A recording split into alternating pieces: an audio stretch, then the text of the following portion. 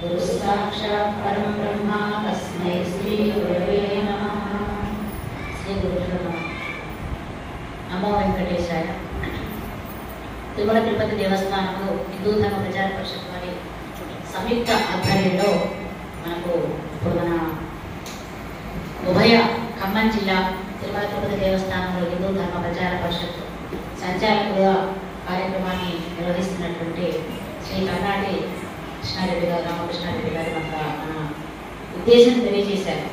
మనకు తిరుమల తిరుపతి దేవస్థానము ఈ ఉపన్యాస కార్యక్రమాన్ని ఇచ్చేటువంటి నేపథ్యం అంటే దీని యొక్క ఉద్దేశం అందరికీ తెలుసు.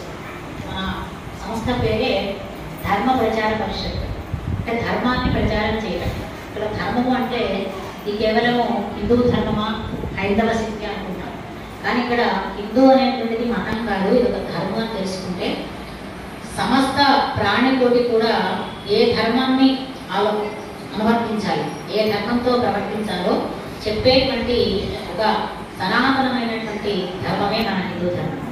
కాబట్టి ఈ ధర్మాన్ని ఎలా పాటించాలి, ధర్మాన్ని మనం పాటించేటప్పుడు ఎలాంటి కష్టాలు వస్తుంటాయి, మీరు అన్ని పురాణాలు చూడండి, ధర్మాన్ని పాటించేటువంటి వాళ్ళ కష్టాలు ఎక్కువ ఉంటాయి. మహాభారతాన్ని కనుక తీసుకున్నట్టయితే పాండవులన్నీ కష్టాలే పడ్డారు. వాళ్ళు ఎప్పుడు కూడా సుఖపడింది లేదు. బాల్యంలో ఏ కొద్ది రోజులు సుఖపడ్డారో, కానీ వాళ్ళు 14 సంవత్సరాలు 12 సంవత్సరాలు అరణ్యవాసం చేశారు. సంవత్సరం అసలు వాళ్ళ గౌరవం కూడా తెలియకుండా, అంటే వాళ్ళ ఉనికిని పోగొట్టుకొని వాళ్ళ మారు పేరుతో బ్రతకాల్సి వచ్చింది. అంటే కథ ఏమిటంటే మనకు మహాభారతం కథగా కాకుండా ఎవరైతే ధర్మాన్ని అనుసరిస్తారో వాళ్ళకు కష్టాలు తప్పు, కానీ ఎవరు ధర్మాన్ని అనుసరిస్తారో వాళ్ళ వెన్నంటి కృష్ణ పరమాత్మ లేదా ఆ పరాశక్తి స్వరూపమైనటువంటి పరమాత్మ పక్కనే ఉంటాడు. పాండవులు అన్ని కష్టాలు పడ్డారు, కానీ వాళ్ళకు అనేక రకాలుగా శత్రువులు వాళ్ళను సంహరించడానికి కూడా చంపడానికి కూడా ఎన్నో ప్రణాళికలు చేశారు. కానీ ఎక్కడ కూడా మృత్యువు కోరవచ్చి కాపాడుతూ కష్టాలు అనుభవింపచేస్తూ, అంటే ఇక్కడ కష్టాలను అనుభవింపచేయడం అంటే అర్థం ఏంటంటే ఒక శిల్పానికి కూడా అది దేవతగా రూపాంతరం చెందాలి అంటే ఎన్నో విధులు వినాలి. కాబట్టి అలా ఒక ఉన్నతమైనటువంటి స్థానాన్ని పొందాలి అంటే ఇలాంటి అనుభవాలు తప్పదు. కాబట్టి ధర్మంతో ఇవన్నీ కూడా మనకు వెంట ఉంది. ధర్మాన్ని మీరు వదిలిపెడతారా, ధర్మాన్ని పట్టుకుంటారా? పరిష్కరణ కోసం చిన్న చిన్న అడ్డంకులు మనకు పాండవులంతటి కఠోరమైన భగవంతుని తపస్సు ద్వారా చేయడం, తపస్సు చేసి సాధించడం. అలాగే కొంతమందికి కొన్ని నియమాలు పెట్టారు, వీళ్ళు ఈ నియమాలు పాటించాలి అని చెప్పి ఆయా వర్గాలను బట్టి వర్గాలను బట్టి ఆ నియమాలను పాటించిన వారికి కఠినమైనటువంటి నియమాలు వాళ్ళకి మోక్షం ఇచ్చాడు. ద్వాపర యుగం విషయానికి వస్తే యోగము సాధన, ఈ రెండు చేసినటువంటి వాళ్ళకి మోక్షం. సాధన అంటే సమాధి యోగానికి వెళ్ళడం, యోగం చేయడం. యోగం అంటే మనం చేసేటువంటి యోగా కాదు, యోగము వేరు యోగా వేరు. యోగంలో యోగ ఒక భాగం మాత్రమే. యోగం అనేటువంటిది మనకు అనేక రకాలైనటువంటి 7 మార్గాల ద్వారా వస్తుంటుంది. దానికి 7 రకాలైనటువంటి స్టెప్ సోపానాలు ఉంటాయి. చివరికి సమాధి స్థితి. సమాధి అంటే ఆనందం, పరమానందం. ఆ స్థితికి వెళ్ళిపోయిన తర్వాత మన శరీరాన్ని ఎవరైనా ఒక ముక్క కోసుకొని వెళ్ళినా మనకు తెలియదు. అంత ఆనందాన్ని భగవంతుని యొక్క ధ్యానంలో ఆనందాన్ని పొందుతూ ఉంటాం. అది సమాధి స్థితి. ఆ స్థితికి వెళ్తే మోక్షం. ఇది ఇప్పుడు ద్వాపరయుగం. కానీ కలియుగం వచ్చిన తర్వాత వ్యాస మహర్షి వెళ్ళి ఆలోచించాడు. పాపం కలియుగంలో ఉన్నటువంటి మానవుడు అల్పాయుష్కుడు, మనకి ఇక్కడ ఆయుష్ ప్రమాణం తక్కువ. కాబట్టి ఈ తక్కువ ఆయుష్ ప్రమాణంతో భగవంతుడు ఇచ్చినటువంటి ఆయుష్ 120 సంవత్సరాలు. కానీ మనం చేసేటువంటి పాపములు, కలియుగంలో ఉండేటువంటి దోషములన్నీ కూడా, అంటే కలి అనేటువంటి వాడే దోషభూయిష్టమైనటువంటి వాడు. ఆ ప్రభావం వల్ల ఈ ఆయుష్ ప్రమాణం తగ్గిపోతూ ఉంటుంది. చూడండి, కలియుగంలో 120 సంవత్సరాలు పడినటువంటి వాడు మనం ఎవరైనా చూడలేదు. ఎవరైనా ఆరోగ్యవంతులు ఉంటే 100, 105, 102, ఇక ఇంకా 20, 30 మరి. కాబట్టి ఆయుష్ ప్రమాణం తగ్గిపోతూ ఉంటుంది. ఎవరికో కొంచెం ఆరోగ్యవంతులు మహాపుణ్యాలు. అందుకని వ్యాస భగవానుడు ఏం చేశాడంటే, ఈ కలియుగంలో ఆయుష్ ప్రమాణం చాలా తక్కువగా ఉంది, ఇన్ని సంవత్సరాలు వీళ్ళు బతకలేరు, ఈ ఉన్న బతికినన్నాడు కూడా బాల్యంలో కొంత సమయం, శైశవంలో కొంత సమయం. శైశవము అంటే మనకేమీ తెలియదు, పాము పోయినా దాన్ని పట్టుకొని ఆడుకుంటారు. ఆ శైశవంలో కొంత సమయం గడిచిపోతుంది. తర్వాత కొంచెం బాల్యం వస్తుంది, 7-8 సంవత్సరాల వయసు, అప్పుడు కొంత సమయం అయిపోతుంది. తర్వాత అవమానం వస్తుంది, 12 సంవత్సరాల వయసు.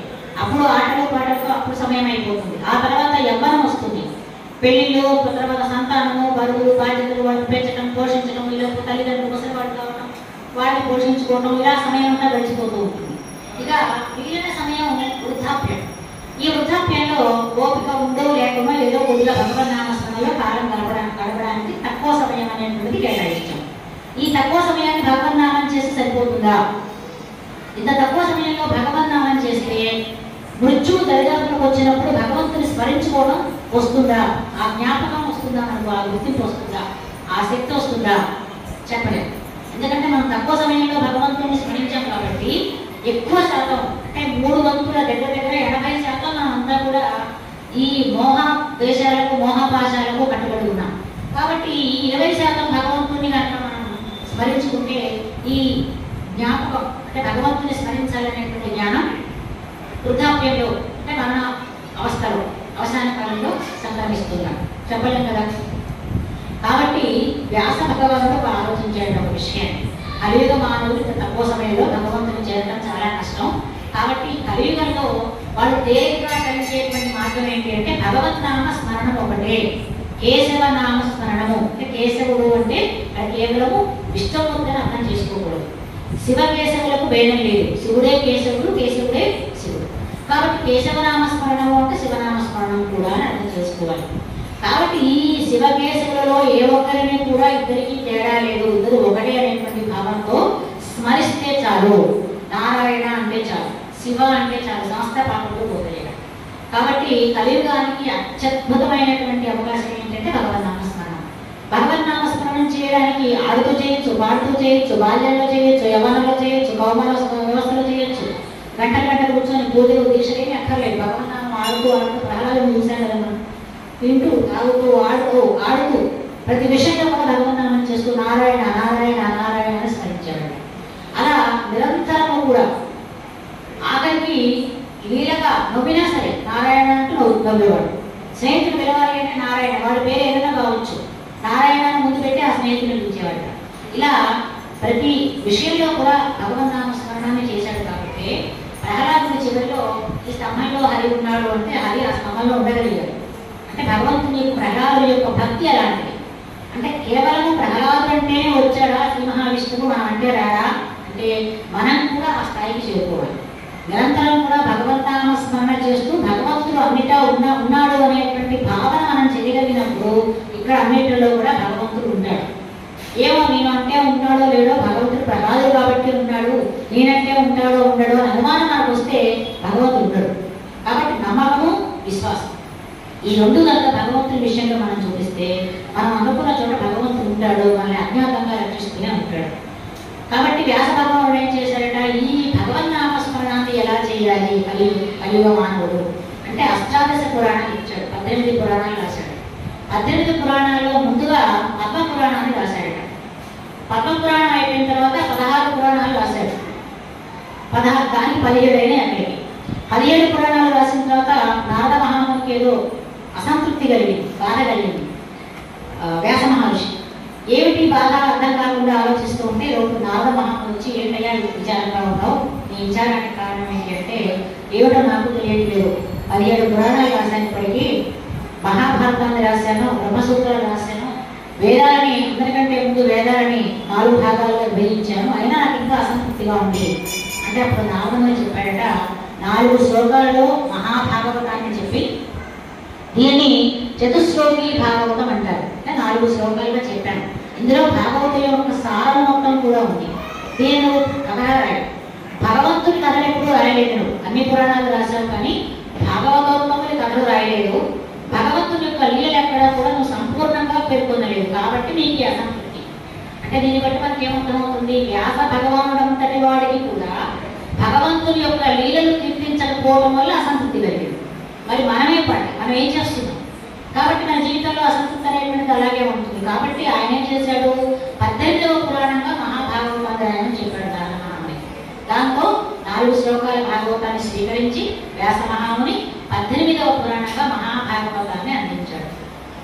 ఈ మహాభాగవతాన్ని అసలు వ్యాసుడి కంటే ముందు ఎట్లా వచ్చింది నారద మహామునికి అంటే ఒకనొక కల్పంలో, అన్ని కల్పాల కంటే ముందున్నటువంటి కల్పంలో సారస్వత కల్పం అంటారు. ఆ సారస్వత కల్పంలో శ్రీ మహావిష్ణువు బ్రహ్మదేవునికి ఉపదేశం చేశాడు. బ్రహ్మదేవునికి ఉపదేశం చేసినటువంటి భాగవతాన్ని బ్రహ్మదేవుడు నారదమునికి ఉపదేశం చేశాడు. నారదముని తీసుకొని ఆ భాగవతాన్ని వ్యాస భగవానుడికి ఉపదేశం చేశాడు. వ్యాస భగవానుడు భాగవతాన్ని రచించి తన కుమారుడైనటువంటి సుఖయోగేంద్రుడు వారికి ఉపదేశం చేశాడు. సుఖయోగేంద్రుడు వారు ఆ భాగవతాన్ని ఉపదేశం తీసుకొని తన దగ్గర ఉన్నటువంటి శిష్య బృందానికి అందరికీ చెప్తూ ఉంటే అత్యంత ప్రియశిష్యుడైనటువంటి సూత మహర్షి ఆ భాగవతాన్ని తీసుకున్నాడు. తర్వాత శివుడు ప్రత్యక్షంగా పరీక్షిత్ మహారాజు గారికి 7 రోజుల కథగా సప్తాహంగా భాగవతాన్ని వినిపించాడు. తర్వాత పరీక్షిత్ మహారాజు గారికి ప్రాణభయం పోయింది. మరణం నుంచి కాపాడబడలేదు పరీక్షిత్ మహారాజు గారు. మరణభయం పోయింది. చివరికి మోక్షానికి వెళ్ళిపోయాడు పరీక్షిత్ మహారాజు గారు. ఆ తర్వాత ఈ సూత మహర్షి భాగవతంతో పాటుగా 18 పురాణాలను కూడా స్వీకరించి నైమిషారణ్యంలో కూర్చొని, ఇప్పటికీ మన ఉత్తర భారతదేశంలో నైమిషారణ్యం అంటే అద్భుతమైనటువంటి ప్రదేశం ఉంది. అక్కడ కలి ప్రభావం ఉండదు. అక్కడ కూర్చొని దాని యొక్క ప్రాశస్త్యం సమయం ఉన్నప్పుడు చెప్పుకున్నాం. ఈ నైమిషారణ్యంలో కలి ప్రవేశం ఉండదు. కాబట్టి అక్కడ ఎవరైతే దీక్షగా కూర్చొని భాగవత పఠన కానీ పురాణ శ్రవణ కానీ చేస్తారో వాళ్ళకి మోక్షాన్ని ఇచ్చేస్తానన్నాడు భగవంతుడు. కాబట్టి రథము యొక్క నేమి ఆ వినప చక్రము పడినటువంటి ప్రదేశం కాబట్టి దానికి నైమిష అరణ్యము అని పేరు. అక్కడ కూర్చొని సూత మహర్షి 88,000 మంది మహర్షులు వాళ్ళు అక్కడ చెట్టు మొక్కలు కూర్చున్నాడు. నల్లగా మంటపం లేదు, పైన ఆచారం లేదు, ఎవరికి ఆసనం లేవు. చెట్టు మొక్కలు కూర్చున్నారు, గుట్ట మొక్కలు కూర్చున్నారు. 88,000 మంది అంటే అసలు ఎంత పెద్ద ఆడిటోరియం చూడండి. అంత పెద్ద అరణ్యంలో 88,000 మంది కూర్చుంటే మైకు లేకుండా 88,000 మందికి చెప్పాడు సూత మహర్షి మహాపురాణాన్ని. అది మహాత్ముల యొక్క శక్తి. ఆగకుండా ఈ 18 పురాణాలు చెప్పాడట. ఇంకా వినాలనుకున్నారా శౌనకాది మహర్షులందరూ కూడా. ఈ శౌనకాది మహర్షులకు ఒక దోషం ఏంటంటే వీళ్ళ తల్లి తండ్రి సునకుడు సునకి అనబడేటువంటి దేవ ఋషుడు వాడు. ఒకనొక సమయంలో గురువుని దూషించారు. ఆ కారణంగా ఆ శాపవశాత్తు తనకు పుట్టినటువంటి 100 మంది కుమారులకి నోటిలో నుంచి చొక్కబడటం. మనం ఆ చొక్క పడుతుంటుంది, కొంతమంది మాట్లాడుతుంటారు, పిల్ల పడిపోతూ ఉంటాయి. అలా ఈ పిల్లలందరికీ కూడా జబ్బు వచ్చిందంటే గురువు గారిని దూషించడం వల్ల. అలా నిరంతరం మాట్లాడుతుంటే ఆ నోటి నుంచి తుప్పెలు పడుతుంటే వేదాధ్యాయానికి పనికిరాదు. వాళ్ళ ఎంత ఋషి కుమారులైనప్పటికీ కూడా నోటి నుంచి లాలాజలం బయటకు వస్తే వేదాధ్యయనానికి పనికిరాదు. కాబట్టి వీళ్ళు ఏం చేయాలి, మరి మేము వేదం చదవడానికి అర్హత లేదు, మాకు ఈ జబ్బు ఎలా పోవాలి అని చెప్పి ప్రార్థిస్తే సూత మహర్షి చెప్పాడట, మీ ఇక్కడ చాలా మంది ఋషులు ఉన్నారు, వీళ్ళతో పాటు మీ అన్నదమ్ములందరూ కూడా 100 మంది కూర్చొని పురాణాలనే వినండి. పురాణాలు వింటే దూషణ చేసినటువంటి పాపం కూడా పోతుంది, ఇంకా జబ్బు పోతుందని చెప్పాడట. అలా ఈ 100 మంది పిల్లలు కూడా కూర్చొని అక్కడ పురాణాలని విన్నారు. ఆ తర్వాత వాళ్ళకి ఆ దోషంపై వేద పఠనం చేశారు. అందుకనే సునకుడు సునకి ఆ పిల్లలు కాబట్టి వీళ్ళు శౌనకుడు అయ్యారు. అందుకని మనకి ఏం చెప్తారంటే నైమిషారణ్యంలో శౌనకాది మహర్షులు ఏ పురాణం వినడానికైనా ముందు శౌనకాది మహర్షులు అంటే వాళ్ళు ప్రారంభం చేశారు వాళ్ళ దోషాన్ని పోగొట్టుకోవడం కోసం. కాబట్టి తెలుసో తెలియకో మనం చేసినటువంటి పాపములు, మన తల్లిదండ్రులు చేసినటువంటి పాపములన్నీ కూడా పురాణ శ్రవణం వల్ల పురాణ పఠనం వల్ల పోతాయట. అలాంటి అద్భుతమైనటువంటి అవకాశాన్ని వ్యాస భగవానుడు మనకి ఇచ్చాడు, ఈ కలియుగానికి వాడుగా ఇచ్చాడు. అలా సూత భగవానుడు ఈ భాగవత కథను చెప్పాడట. ఇది మొట్టమొదలు విష్ణువు బ్రహ్మకిచ్చాడు. ఆ తర్వాత కాలంలో శ్రీ మహావిష్ణువు కృష్ణావతారాన్ని చాలించిన తర్వాత పరంధామానికి వెళ్ళిపోయిన తర్వాత 30 సంవత్సరాల తర్వాత మళ్ళీ ఈ కథనంతా కూడా గోగలు అనబడేటువంటి ఆయన చెప్పాడు ఈ భాగవత కథ. ఆ గోగమ్మోపాఖ్యానంలో చెప్తారు. తర్వాత అది అవకాశం ఉంటే ఈ 7 రోజుల్లో ఒకరోజు చెప్తున్న గోగమ్మోపాఖ్యానం. తర్వాత 200 సంవత్సరాల తర్వాత పరీక్షిత్ మహారాజు గారికి శ్రీశుకుడు చెప్పాడు. తర్వాత మళ్ళీ 30 సంవత్సరాల తర్వాత మళ్ళీ నారద మహామునికి ఎందుకు అనుమానం వచ్చి భాగవత యొక్క మహత్యం ఏంటి మళ్ళీ వినాలనిపించింది. మళ్ళీ ఆయన ప్రశ్నిస్తే మళ్ళీ ఈ సనక సనందరాలు అనబడేటువంటి వాళ్ళు మళ్ళీ ఈ కథని భాగవత కథని నారద మహాముని చెప్పారు. ఇలా పదే భాగవత కథనం చెబుతూ వింటూ వాళ్ళంతా తరించారు. అంటే వాళ్ళకి ధ్యాస లేక కాదు, భాగవతం తెలియక కాదు, తెలిసినప్పటికీ కూడా ఒకడు చెప్తూ ఉంటే వింటాతో ఉండేటువంటి ఆనందాన్ని నిన్న మనం చెప్తున్నాం సమాధి స్థితి. అలా సమాధి స్థితికి పోయి తరించడం కోసం తెలిసిన వాళ్ళు కూడా మళ్ళీ భాగవతాన్ని విని తరించారు. కాబట్టి అలాంటి అద్భుతమైనటువంటి కథలు కూడా మనకి భాగవతం ఉంది. అలాంటి ఒకనొక సమయంలో ఈ సూత మహర్షి శౌనకాది మహర్షులు అయితే 18 పురాణాలకు ఒక విశిష్టత ఏముందంటే 17 పురాణాలు నైమిసారణ్యంలో చెప్పాడు. భాగవత పురాణాన్ని మాత్రం గంగా యమున సంగమ ప్రదేశంలో చెప్పాడు. అక్కడ ప్రయాగ అంటామని, ప్రయాగ ప్రకృష్టమైనటువంటి యాగము చేసేటటువంటి ప్రదేశం. పూర్వకాలంలో ఒక 1000 సంవత్సరంలో ఒక బ్రాహ్మణ పిల్లవాడు ఉన్నాడు. వాడి పేరు అజామిలుడు. ఈ అజామిలుడి యొక్క కథ చెప్తాను. మీరు అన్నట్టుగా కేవలం నామమాత్రం చేతనే మోక్షాన్ని పొందాడు, వైకుంఠాన్ని పొందాడు. ఆ కథ నేను చెప్తాను, జాగ్రత్తగా వినండి అని చెప్పి సుత మహర్షి ఆ కథ చెప్తూ ఉన్నాడట. పూర్వకాలంలో ఈ కమోజ్ అనేటువంటి కన్యాకుబ్జం అనేటువంటి గ్రామంలో ఒక బ్రాహ్మణ పిల్లవాడు ఉన్నాడు. అతను చాలా నియమబద్ధమైనటువంటి జీవితాన్ని అనుసరిస్తూ ఉన్నాడు. ఉపనయనం అయిన తర్వాత చాలా భగవంతుని ఆరాధనలో కాలం గడుపుతున్నాడు. ఎంతటి బుద్ధిమంతుడు అంటే అసలు ఆ పిల్లవాడి యొక్క జ్ఞానము బుద్ధి ఇది అని చెప్పడానికి వర్ణించడానికి కూడా అలవి కానటువంటి బుద్ధిమంతుడు, అంతటి బుద్ధిమంతుడు. అలా కాలం గడుస్తూ ఉంది. వాడికి పరమాత్మ బుద్ధి జ్ఞానము భజనము అలాగే సాధు సేవనము ఈ తప్ప రెండో జాస వేడు. అలా వాడు కాలక్షేపం చేస్తూ ఉన్నాడు. తల్లిదండ్రులకి లేక పుట్టినటువంటి సంతానం చాలా గారాబం చేశారు, అయినప్పటికీ కూడా భగవన్నామంలో కలిస్తూ ఉన్నాడు. ఇలా కాలం గడుస్తూ ఉంటే ఒకరోజు తండ్రి చెప్పాడట, ఆయన వెళ్ళి సమిధను పట్టుకోరా అడవిలో అని. అంటే యజ్ఞానికి కావాల్సినటువంటి మోదుగ పుల్లలు, చిన్న చిన్న పుల్లలు, ఆ పుల్లలు పుచ్చులు లేకుండా స్వచ్ఛమైనటువంటివన్నీ ఏరుకొని తీసుకురావాలి. అలా అడవికి వెళ్ళి ఆ సమిధను మూటగట్టుకొని వస్తున్న సమయంలో ఈ అడవికి ఊరికి మధ్యలో ఊరు బయట ఒక పొదలో ఒక శబ్దం వినిపించిందట ఈ అజామిలుడు. ఆ శబ్దం ఏంటా అని చెప్పి ఆ వైపుగా వెళ్ళి చూశాడు. అక్కడ చూడకూడనటువంటి ఒక దృశ్యాన్ని చూశాడు. ఒక వేశ్య ఒక గుడ్డుతో కలిసి ఉన్నది, అది చూశాడు.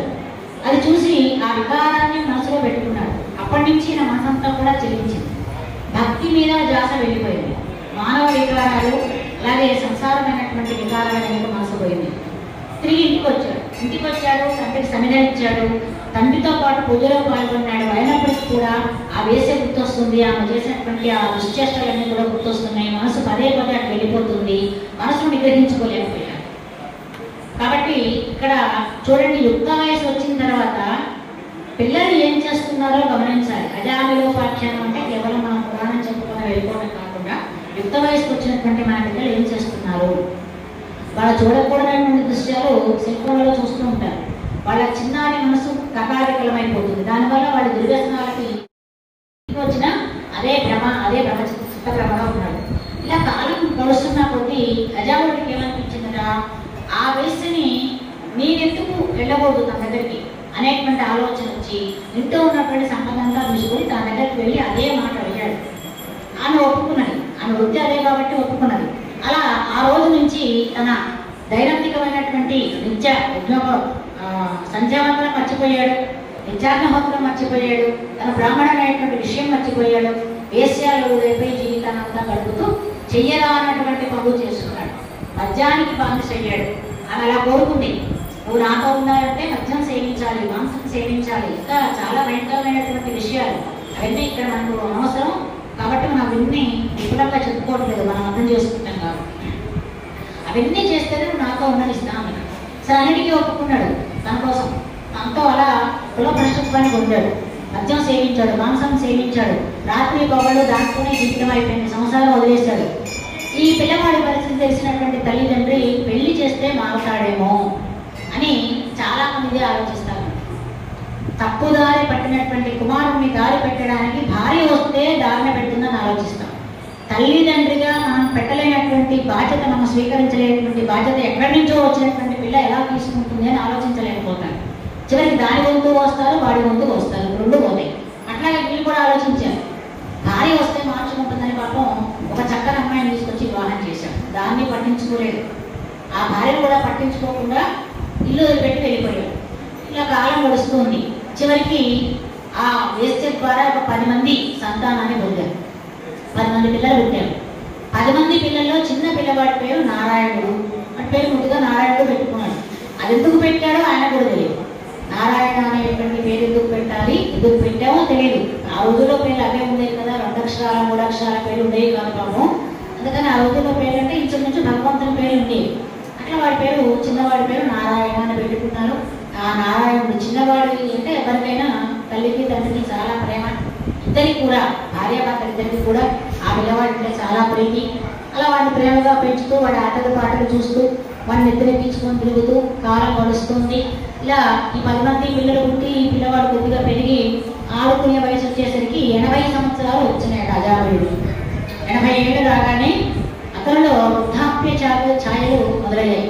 కళ్ళు ఊడిపోతూ ఉన్నాయి, జుట్టు తెల్లబడిపోతూ ఉంది, చర్మం అంతా ముడతలు వస్తూ ఉంది, దేహం అంతా వంగిపోతూ ఉంది, కర్ర ఊద లేకుండా నడిచేటువంటి పరిస్థితి లేదు, దృష్టి తగ్గిపోయింది, మాట మందగించింది, చెవులు సరిగా వినిపించటం లేదు. ఒకటేమిటి, వృద్ధాప్యంలో మనిషికి ఎలాంటి స్థితి కలుగుతుందో అలాంటి స్థితి అంతా వచ్చేసింది. మనిషి చావుకు సిద్ధమయ్యాడు, చచ్చిపోయే పరిస్థితికి మంచానికి ఎక్కాడు, మంచం మీదకి వెళ్ళాడు. వైద్యుడు వచ్చాడు, అతని పని అయిపోయింది, 1-2 గంటలో బతుకుతారో అంతకు మించి బ్రతకడు అని చెప్పాడట. అలాంటి పరిస్థితుల్లో అజామిళుణ్ణి తీసుకువెళ్ళడానికి 3 యమదూతలు వచ్చారు. అంటే పరమాత్మ సహజంగా దుర్మార్గులైనటువంటి వాళ్ళు కనుక చనిపోతే వాళ్ళని తీసుకుని వెళ్ళడానికి యమదూతలే వస్తారు. కొంచెం పుణ్యం చేసుకుంటే మాత్రం యమధర్మరాజు స్వయంగా వస్తారు. పాపం ఎక్కువ చేస్తే మాత్రం యమదూతలు చాలు, యమధర్మరాజు రాడు. కాబట్టి 3 యమదూతలు వచ్చారట. ఈ అజామిళుడిని దేహం చాలించారు తీసుకుపోవడానికి 3 యమదూతలు వచ్చి పాసం వేసి తీసుకువెళ్ళడానికి వచ్చారట. వాళ్ళు ఎలా ఉన్నారో చెప్తున్నారు. భయంకరమైనటువంటి రూపాలు కలిగినటువంటి యమదూతలను పంపిస్తున్నారు. కింకరుల ధర్మరాజ వశంకరుల దురంత దురిత సమధిక జనన శంకరుల సకల లోక భయంకరులంగని ఇంద్రియాకులు అంటే ఆ ఇంద్రియములన్నీ కూడా వణుకుతూ ఉన్నాయి. కళ్ళు చూడడానికి భయపడుతున్నాయి, చెవులు వాళ్ళ మాటలు వినిపించుకోవడానికి చెవులకు భయం అవుతుంది, చేతులు వణుకుతూ ఉన్నాయి, కాళ్ళు వణుకుతూ ఉన్నాయి. అంటే ఈ స్థితి ఎప్పుడు కలుగుతుంది? ఒక భయంకరమైనటువంటి దృశ్యాన్ని చూసినప్పుడు ఒక మనిషిలో కలిగేటువంటి అంటే జ్ఞానం ఉన్నటువంటి మనిషి కాబట్టి మనిషిలో కలిగేటువంటి స్థితి అనమాట. భయంకరంగా వాడు వణుకుతూ ఉన్నాడు, భయపడుతూ వణికిపోతూ ఉన్నాడు, మాట దగ్ధమైంది, మాట్లాడలేకపోతున్నాడు. యమభటుల దర్శనం అయిన తర్వాత మాట్లాడలేదు, ఏదో చెప్దాం అనుకుంటారు, వాడు ఏదో బేబే అంటాడు. పక్కన వాళ్ళకి ఏమనిపిస్తుంది, ఏదో బేబే అంటున్నాడు, ఏదో బ్యాంకు బ్యాలెన్స్ గురించి చెప్తున్నట్టున్నారు, బ్యాంకులో డబ్బులు ఏమైనా ఉన్నాయేమో అని ఆ పక్కనే కాల్చుకో కూర్చుంటారు. ఏ బ్యాంకులో ఏమిటో ఎంతో చెప్తారేమో రాసుకుందామని. కానీ వాళ్ళు చెప్పింది బ్యాంకు బ్యాలెన్స్ కాదు, యమభటులు కనపడుతున్నారు కాబట్టి ఏదో చెప్పాలనే తాపత్రయం, తన వాళ్ళతో మాట్లాడే తాపత్రయం. కానీ ఈ లోకంలో ఎవ్వరూ కనపడుకోలేదు, ఎప్పుడు మాత్రమే యమభటులు మాత్రమే కనపడుతున్నారు. అలా భయంకర రూపులైనటువంటి యమభటులు లోకుల పాపాలు చేసినటువంటి వాళ్ళ యొక్క ప్రాణముని నిష్కర్షగా దయ లేకుండా నిర్దయంగా తీసుకువెళ్ళేటువంటి యమభటులు చూశాక ఆ అజామిళుడు. ఘాతకుల దండ దండిత పాతకుల మహోగ్ర కర్మ భర నిష్కర్మ జాతకుల వేతనాయక దూతక సంతకుల నగరు దూరమునందు. ఇంకా వాళ్ళ దగ్గర కూడా ఆయన అక్కడెక్కడో ఉన్నారు. ఆ దగ్గరగా రాకుండానే ఈ భయంకరమైనటువంటి రూపాలు కలిగినటువంటి యమభటులని రావడం చూశారు. ఈ 3 ఎందుకు వస్తారట? ఒక్కడు వస్తే సరిపోతుంది కదా అంటే ఈ 3 వచ్చి యమపాశాన్ని ఆ జీవి మీద వేయగానే జీవి 3 రకాలైనటువంటి రూపాలు పొందుతున్నారు. ఒకటి స్థూల శరీరము, ఒకటి సూక్ష్మ శరీరము, ఒకటి కారణ శరీరం. 3 రకాలైనటువంటి శరీరం. స్థూల శరీరం అంటే మన శరీరమే, మనం అంతా స్థూల శరీరంలో ఉన్నాం. కానీ ఇంకా స్థూల శరీరం ఏమిటి అంటే మనకు శిక్షణని అనుభవించడం కోసం ఒక యాతనా శరీరం కావాలి. ఈ యాతనా శరీరము ఎవరికి వాళ్ళకి కనపడదు. మనకు అప్పుడప్పుడు కళ్ళు వస్తూ ఉంటాయి చూడండి, కళ్ళు వస్తూ ఉంటే కళ్ళలో ఎవరైనా చూస్తున్నారా? అద్దంలో మనం చూసుకుంటాం, మన రూపం వెళ్ళి మనకు తెలుస్తుంది అద్దంలో. కానీ కళ్ళలో ఎవరు కూడా నేను ఇలా ఉన్నారు అని ఎవరు చెప్పలేదు. ఎందుకంటే కళ్ళలో మనని మనం చూసుకోలేదు. మనకు దేహం ఉన్నట్టు తెలుస్తుంది, మనకు ఆత్మ ఉన్నట్టు తెలుస్తుంది, అన్ని అనుభవంలోకి వస్తూనే ఉంటాయి. భయం తెలుస్తుంది, బాధ తెలుస్తుంది, దుఃఖం తెలుస్తుంది, అన్నీ తెలుస్తాయి. కానీ మన శరీరాన్ని మనం పూర్తిగా చూసుకోలేదు. అది యాతనా శరీరం. యాతనా శరీరానికి సంబంధించినటువంటి స్థూల శరీరం. దాని ద్వారానే యమధర్మరాజు మనకు శిక్షలు వేస్తూ ఉంటాడు. పైనుంచి పడిపోతున్నాం అంటే ఏదో కొండ మీద ఎక్కినట్టుగా కలుస్తుంది. ఆ కొండ నుంచి పడిపోయినట్టుగా కలుగుతుంది అనుకోండి. వాడు పడుతున్నా భయపడతాడు, మంచంలో పడిపోతాడు. కింద పడ్డా గుర్తొస్తారు, ఆయన కొండగా ఎక్కింది మంచం నుంచి పడ్డా దుర్కొని మళ్ళీ మంచం మీద కూర్చుంటాడు. అదే కనుక వాడికి స్పృహ ఉందనుకోండి, మంచం నుంచి పట్టుకోగలుగుతాడు. ఆ మంచం కూడా పట్టుకొని మంచంలో ఉంటాడు. అంటే కాబట్టి ఇలాంటి అనుభవాలన్నీ కూడా యమధర్మరాజు మనకు కలిగించి వీళ్ళు చేసినటువంటి పాపపుణ్యాలకు అనుగుణంగా కర్మలు విధిస్తూ ఉంటాడు. కాబట్టి అలాంటి 3 రకాలైనటువంటి శరీరాలలో ఈ జీవుణ్ణి ప్రవేశపెట్టి వీళ్ళని తీసుకొని వెళ్ళడానికి 3 యమదూతలు ఒకే పాశాన్ని పట్టుకొని వస్తున్నారట. అలాంటి వాళ్ళ యొక్క రూపాలను చూశారు. వాళ్ళు చాలా భయంకరంగా ఉన్నారు. ఎర్రని కళ్ళు, నిప్పులు జరిగేటువంటి కళ్ళు ఉన్నాయట. ఒక్కొక్కడికి 4 కోరలు, ఆ కోరలు నెత్తురు కారుతుందా అన్నట్టుగా ఉన్నాయట కోరలు. నల్లని దేహాలు, రాగి ఎరుపు రంగుతో సూర్యుడు తిరిగినటువంటి కేశములు. అంటే ఇవన్నీ మనకు భాగవతంలో వర్ణించారు. ఇవన్నీ ఎందుకు కనపడుతున్నాయి అంటే వీడు ఎన్ని పాపాలు చేశాడో యమభటులు అంత భయంకరంగా కనపడతారు. కొంచెం పాపాలు చేస్తే యమభటులు కొంచెం సాత్వికంగా కనపడతారు. అసలు మొత్తం పుణ్యమే చేశాడు, ఏం పాపం చేయలేదు అనుకోండి, సాక్షాత్తు శ్రీమన్నారాయణుడు లాగా విష్ణుభటులు కనపడతారు. విష్ణుభటులకి విష్ణుమూర్తికి తేడా ఉండదు, ఇద్దరు ఒకరే. యమభటులకి యముడికి తేడా ఉంది. యముడు చాలా అందంగా ఉంటాడు. సినిమాలో చూపించినట్టుగా బాగా మనకు గరుడ పురాణంలో కానీ భాగవతంలో కానీ యముడు చాలా అందంగా ఉంటాడు. సౌందర్య రూపి అయిన ధర్మాత్ముడు, ధర్మరాజు. కాబట్టి ధర్మం ఎలా ఉంటుంది? ధర్మం అందంగా ఉంటుంది. అందం అంటే శారీరకమైనటువంటి అందం కాదు, ఆత్మ సౌందర్యాన్ని కలిగి ఉంటాడు. కాబట్టి యమధర్మరాజు వేడు, యమభటులు వేడు. ఎందుకంటే వీళ్ళు చేసినటువంటి పాపానికి ప్రాయశ్చిత్తంగా వాడు ఆ బాధను ఇక్కడే అనుభవించాలి. కాబట్టి ఎప్పుడైతే యమదర్శనం అయిందో చూడండి, అవసాన కాలంలో భయపడిపోయి ఇప్పుడు కళ్ళు తేలేస్తాడు, నాలుగు బయట పెడతాడు, తలకాయ కొట్టుకుంటూ ఉంటాడు కాళ్ళు చేతులు. ఇంకా కొంతమంది మలమూత్ర విసర్జన కూడా పక్కలో చేసేసుకుంటారు. భయం అంటే వాడిని చూడగానే ఆ భయం అలా వస్తుందన్నమాట. కాబట్టి ఏదో చెప్పలేక అలాంటి స్థితికి వాడు వెళ్ళిపోతారు. అంత భయంకరంగా ఉంటారట యమభటులు. ఎర్రని కళ్ళతో, కోరలతో, నల్లని భయంకరమైనటువంటి రూపాలతో, పెద్ద పెద్ద పాశములు పట్టుకొని, ఆయుధములు పట్టుకొని ఆ కోరలతో కుమ్మలతో దగ్గరికి వస్తూ ఉంటే వాళ్ళని చూసి అజాముడికి చాలా భయమైపోయి అతని మనసులో స్మరించుకుంటున్నాడు. ఎవరిని? చిన్న పిల్లవాడు ఎక్కడో ఆడుకుంటున్నాడు ఈ చిన్న కొడుకు. కాబట్టి వాడికి అత్యంత ప్రీతిపాత్రమైనటువంటి వాడు చిన్న కొడుకు. కాబట్టి వాడికి ఆ భగవంతుని పూర్వజన్మ సుకృతం. ఎందుకంటే ఈ జన్మపూర్వంలో అంటే ఈ వేశ్యాలోడు రాకముందు, సంసార దుంజాటంలోకి రాకముందు కొంత నిత్యానుష్ఠానం చేశాడు. గాయత్రి అనుష్ఠానం చేసి భగవతోపాసన చేశాడు. భగవతోపాసన చేసిన పుణ్యం ఇప్పుడు వాడిని కాపాడింది. అందుకని జీవితంలో ఎప్పుడో ఎక్కడో మనం చేసినటువంటి పుణ్యం ఎప్పుడో మనల్ని కాపాడుతుంది. అందుకనే పుణ్యం చేయాలి. కాబట్టి ఈ వేస్తల లంపటంలో పడకముందు చేసినటువంటి పుణ్యకార్యములు ఏవైతే ఉన్నాయో, ధర్మకార్యములు ఏవైతే ఉన్నాయో, భగవన్నామ సంకీర్తనము, నిత్య అనుష్ఠానము, నిత్య అగ్నిహోత్రము, ఆరాధన, ఇవన్నీ కూడా కాపాడి ఈ చిన్న కొడుకైనటువంటి నారాయణుడిని పిలవాలి అనేటువంటి ఒక చిన్న ధ్యాస వాడులో కలిగి వాడు యమభటులను చూసి భయంతో పిలవాలని పిలుస్తున్నాడట.